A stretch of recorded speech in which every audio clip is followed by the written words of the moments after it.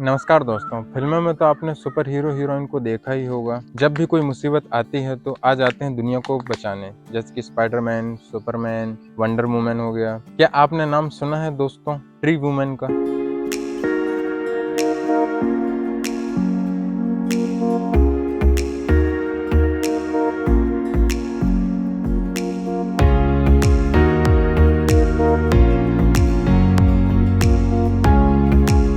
सही देखा आपने दोस्तों, ये एक ऐसी रियल लाइफ वंडर वुमन है जो कि लड़ रही हैं क्लाइमेट चेंज और पर्यावरण प्रदूषण जैसी प्रॉब्लम्स के खिलाफ।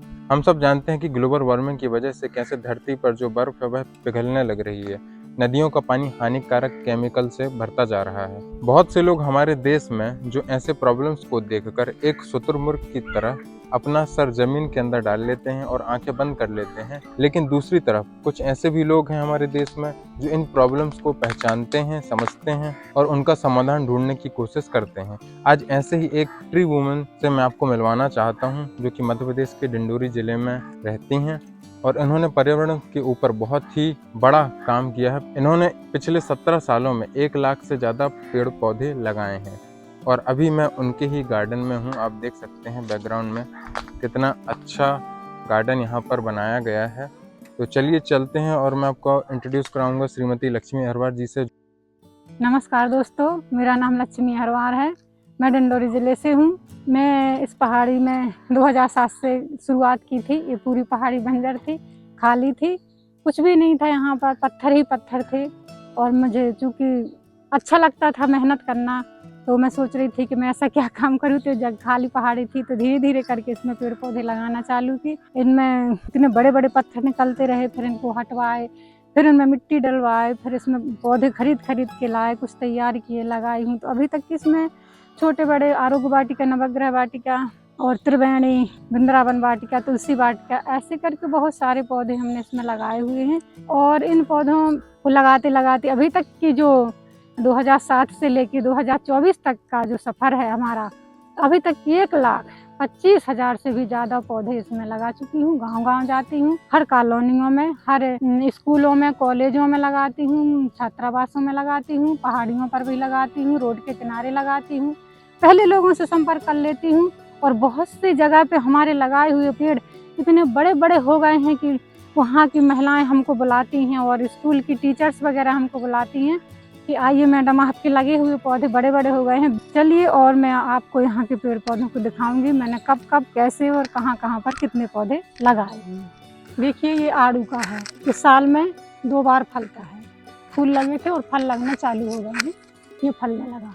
अभी ये थोड़ी और बड़ा होगा और ये जैसे सेब खट्टा मीठा लगता है, ऐसा ये भी लगता है। बहुत सारे फलते हैं। पर हमने अभी ये गुलबकावली के पौधे कहीं जाते हैं लगाने के लिए तो ले जाते हैं, तो ये ऐसे पौधा है कि जब हम आँखों की जो हमारी दवाई बनाई जाती है, उनके फूल को तोड़ के हम कांच के बोतलों में सड़ाते हैं। जब वो फूल सड़ जाते हैं तो उसको हम फिर साफ कपड़े से छान के और पन्नी में भर के फिर हम उसको आँख में यूज कर सकते हैं। तो ये भी एक औषधीय है। ये लेडी पीपर बेल में फलता है, या बेल में जाता है, जो बहुत ऊपर जाता है। ठंडी के दिनों में लेडी पीपर को हम खाते हैं। ये सतावर है, सतावर का जो पत्ती है, फूल है और सतावर की जड़ है, ये भी औषधीय होती है। ये हमने बीज से तैयार किया था, ये जंगली पौधा है। और ये भी हमने अशोक के पौधे बीज लाए थे, ये हमने अशोक के पौधे उससे तैयार किए थे। और ये भसम पत्ती लगी है और ये शीशम का है, बहुत बड़ा हो गया है। और ये अशोक का है। ये जो आपने लिखा है यहाँ पे आरोग्य वाटिका, इसका क्या? जी, आरोग्य वाटिका का मतलब है जैसे लौंग का पौधा है, इसमें इलायची का पौधा हो गया है। ये है हमारा एक मिर्च मसाले का पौधा होता है, एक गरम मसाले का अलग होता है, जो मिर्च मसाले का पौधा अलग होता है। इसकी हम एक पत्ती को यदि सब्जी में डाल देते हैं तो बहुत खुशबू आती है इसमें। और ये कपूर का पौधा है और ये सुपारी का पौधा है और ये लौंग का पौधा है, गुलाब जामुन का है, ये बच है, को तोतली भाषा में काम लेते हैं। और ये गुरमार है, वो एलोवेरा है, वो अजवाइन है, वो पुनर्नवा है। ये अंजीर का ये है, ये हींग का है और ये लीची का है और ये अश्वगंधा है। ये अश्वगंधा अभी क्या है कि ये मौसम ऐसा है, गर्मी का मौसम चालू होता है तो इसमें फूल मतलब फल लगना चालू हो जाते हैं। अब हम क्या करेंगे, इनको निकाल गमलों में डाल देंगे और जमीन में डाल देंगे तो इसके पौधे तैयार हो जाएंगे। तो हम बारिश में फिर इनको पौधों को तैयार करके फिर हम जगह जगह इनको लगाने जाते हैं। ये पेपरमेंट का पौधा है, बादाम का है। ये पूरी आरोग्य वाटिका थी हमारी, 30 पौधों की थी।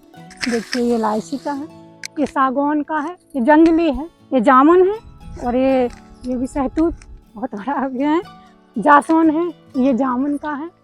यहाँ पर आपने झूला भी बनवाया हुआ है? जी, झूला भी बना, क्योंकि यहाँ पर बच्चे वगैरह और कई संस्थाएं से हमारी मैडम वगैरह, दीदी वगैरह जो आती हैं ना, तो उनके साथ बच्चे भी रहते हैं, तो उन लोगों को झूले के लिए, फिर यहीं बैठने के लिए, और यहीं बच्चे आते हैं तो खेलते भी हैं, और उनको अच्छा भी लगता है कि चलिए आंटी जी के यहाँ चलते हैं घूमने के लिए। वो आपने क्या बनाया? ये नवग्रह वाटिका है। नवग्रह वाटिका होती है जो दिशा के हिसाब से लगाई जाती है, और इसमें नवग्रह वाटिका हमें 9 पौधे आते हैं। 9 कौन कौन से पौधे आते हैं इसमें? एक समी का आता है इसमें, और एक कुश का आता है, और एक पीपल का आता है, और एक पीला सूर श्वेत मदार लगाते हैं, और एक हरा अपामार्ग नॉर्थ साउथ ये भी आता है, और ये है सफेद गूगल जो पूर्व दिशा में लगाया जाता है, और ये है पलाश जिसको हम बोलचाल की भाषा में छ्योला भी बोलते हैं। तो ये सफेद पलाश है, एक ये आता है, और एक खैर का आता है, ये खैर है, और एक ये नीला दूबी का आता है। तो ये सब दिशा के हिसाब से लगाए जाते हैं, इसको नवग्रह वाटिका बोलते हैं।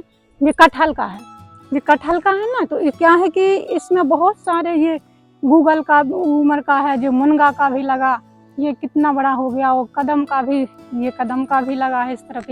ये जो कदम है ना, इसको हमने 2008 में लगाए थे, इतना सा लगाए थे, ये 2008 में लगा, चाहे इतना बड़ा हो गया। जो बेल भी है, यहाँ बरगद भी है, केला भी है, और आंवला भी है। ये 5 पौधे यहाँ पर भी लगे हुए हैं।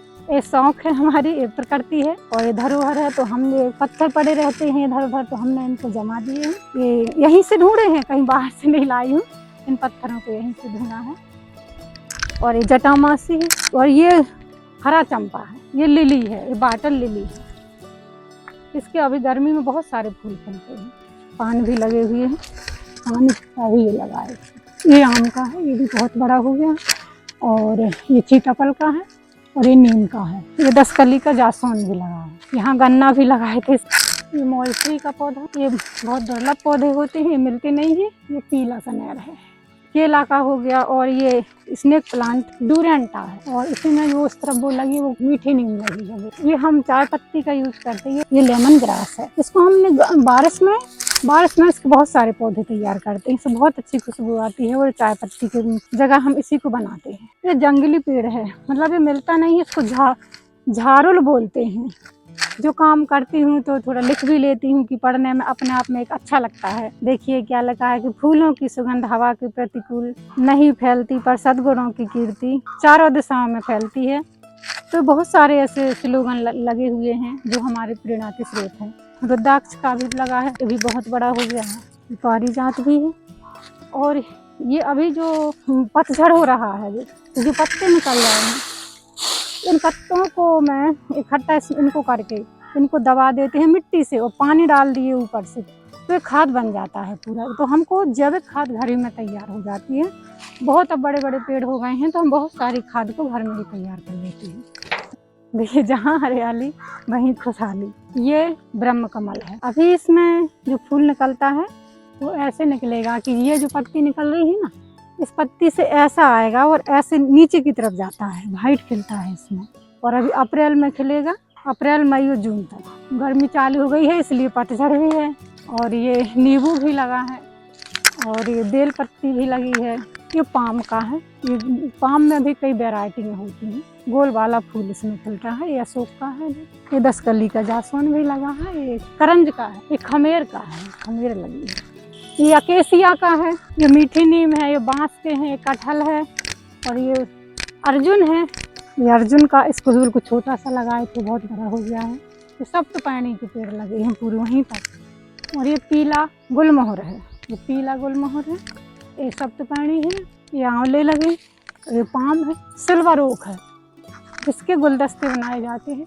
इन पत्तियों के गुलदस्ते बनाए जाते हैं। और मैं चूँकि गुलदस्ते ही बनाती हूँ, मैं एक महत्वपूर्ण चीज़ बताने जा रही हूँ। बरगद, पीपल, नीम, ये इसको कहते हैं त्रिवेणी। बरगद दीर्घायु होता है, नीम एंटीबायोटिक होती है, और पीपल 24 घंटे ऑक्सीजन देता है। जब ये तीनों पेड़ एक जगह मिलते हैं, वायु प्रदूषण को शुद्ध करते हैं। जो हमारी हवा है उस हवा को ये शुद्ध करते हैं। इसके अलावा जब इन तीनों की जड़ें एक ही साथ जब नीचे जाती हैं तो जो हमारे पानी का लेवल है, जो हमारे पानी का लेवल नीचे जा रहा है ना, तो उनको खींचने का काम करती है।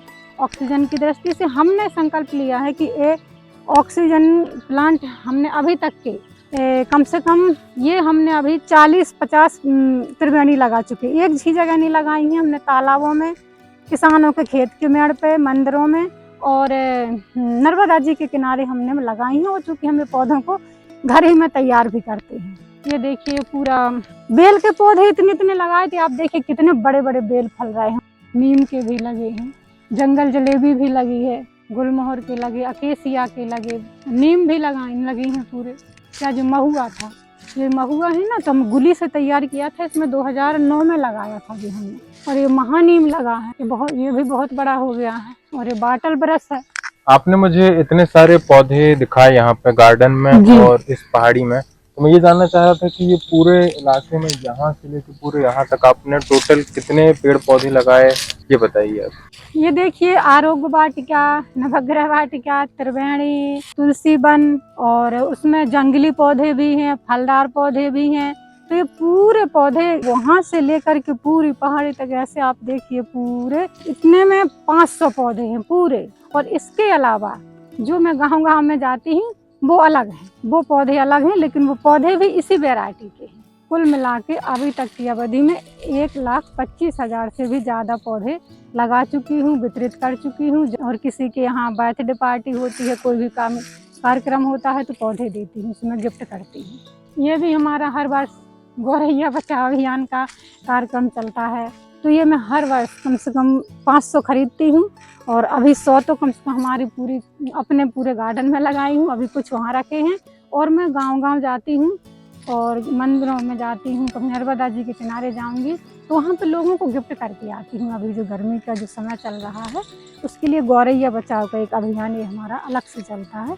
आपने 1 लाख से भी ज्यादा पेड़ लगाए, आपको ये प्रेरणा कहाँ से मिलती है कि मुझे वृक्षारोपण करना है हर जगह जाके? ये मेरा शौक था, मुझे बहुत शौक है, काम करने का शौक है, मुझे पेड़ पौधों का बहुत शौक है। और लगाई इसलिए हूँ कि पहले मैंने ये काम को अपने घर से शुरू किया है।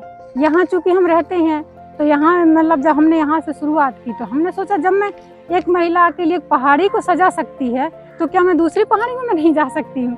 तो फिर मैं तैयार करती रही, फिर मैं नर्सरियों में भी जाती रही, जंगल विभाग की नर्सरियों में भी गई, कृषि विभाग की नर्सरियों से भी पौधे खरीदी हूँ और कुछ तैयार भी की हूँ।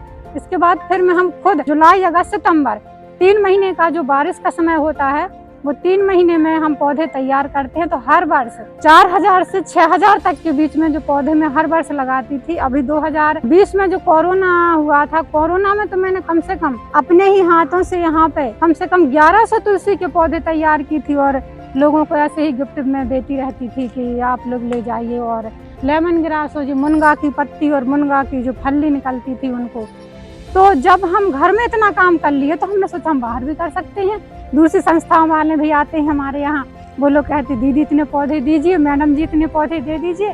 हम उनको पौधे भी देते रहे, उनके यहाँ जाके लगाए भी हैं और पौधे भी उनके यहाँ बड़े बड़े हो गए हैं। इसलिए अंदर से शौक है मुझे। और पर्यावरण संरक्षण के लिए सबसे बड़ा काम हम ये भी कर रहे हैं कि जैसे किचनों में जो पन्नियाँ आती हैं, जैसे इसमें आटा आता है, किसी में जीरा आता है, नमक आता है, तेल आता है, दूध की बहुत सारी जो पन्नियाँ निकलती हैं, जो पन्नी हमारी में इन्हीं में पौधे लगाती हूँ। और ये स्नेक प्लांट भी देखो अभी। और डिंडोरी जिले में मेरे साथ कम से कम 50 ऐसी महिलाएं हैं जो मुझे ये पन्नियाँ देती हैं और मैं इन पन्नियों का अच्छे से यूज करती हूँ और इनमें पौधे लगाती हूँ, बीज से भी तैयार करती हूँ और कटिंग से भी तैयार करती हूँ। आपका ये गार्डन देख के मुझे बहुत ही अच्छा लगा और मैं दर्शकों से भी कहना चाहता हूँ, अगर वो डिंडोरी में रहते हैं तो ये डिंडोरी में रेस्ट हाउस कॉलोनी के ऊपर ये जो पहाड़ी है वहाँ पर ये गार्डन बना हुआ है, तो आप यहाँ पर आ सकते हैं। जैसे ही आप रेस्ट हाउस के ऊपर आएंगे तो एक लेफ्ट टर्न लेके टावर के जस्ट नीचे ये बगीचा आपको देखने को मिल जाएगा। बहुत ही सुंदर गार्डन है, यहाँ पे बहुत सारे पेड़ पौधे आपको देखने को मिल जाएंगे। और एक और बात मैं आपको बताना चाहता हूँ कि ये मेरी मम्मी है। मुझे सौभाग्य प्राप्त हुआ कि मेरी मम्मी ने इतना अच्छा काम इस इलाके में किया है। तो आप सब लोग यहाँ जरूर विजिट कीजिए, आइए और देखिए इस गार्डन को।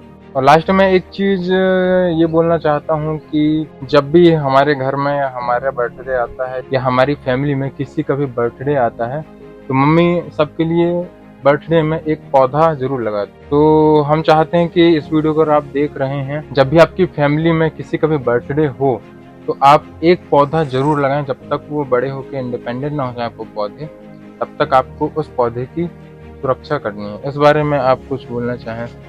हाँ, इस बारे में मैं यही कहना चाहूँगी कि काम हमने करके दिखाया है। हम चाहते ये वीडियो जो हमारा आज जा रहा है, हम इसके पहले भी बनवा सकते थे, लेकिन हमने कही नहीं, हम मजबूत हों और हम इतने मजबूत हो जाएं कि अपनी बात कहने की हम हिम्मत रख सकें कि देखो हमने कुछ किया है। तो आपको अच्छा लगे यदि, तो आप भी अपने पति के जन्मदिन में, बच्चों के जन्मदिन में, खुद के जन्मदिन में, मैं अपने पूरे रिश्तेदारों के जन्मदिन में, बर्थडे होता है, सालगिरह होती है, मैं सब पेड़ पौधे लगाती हूँ। आप भी लगाइए, क्योंकि यदि हमारी प्रकृति नहीं है तो हम भी नहीं हैं, पेड़ पौधे नहीं है तो हम भी नहीं हैं। जो भी हमको अच्छा रुचि का काम लगता है जीवन में, हम एक काम जरूर करें कि कदम कदम बढ़ाए जा, खुशी के गीत गाए जा, ये जिंदगी है राष्ट्र की, हम राष्ट्र पर लौटाए जा। बहुत बढ़िया। तो इसी के चलते आज का वीडियो हम करते हैं यहीं समाप्त, और आई होप कि आपको ये वीडियो बहुत ही अच्छी लगी होगी। और लास्ट में एक प्लस लेके जाना है कि जब भी किसी का भी बर्थडे हो तो एक पौधा जरूर हमें लगाना है। नारी तुम महान हो और संस्कृति की पहचान हो।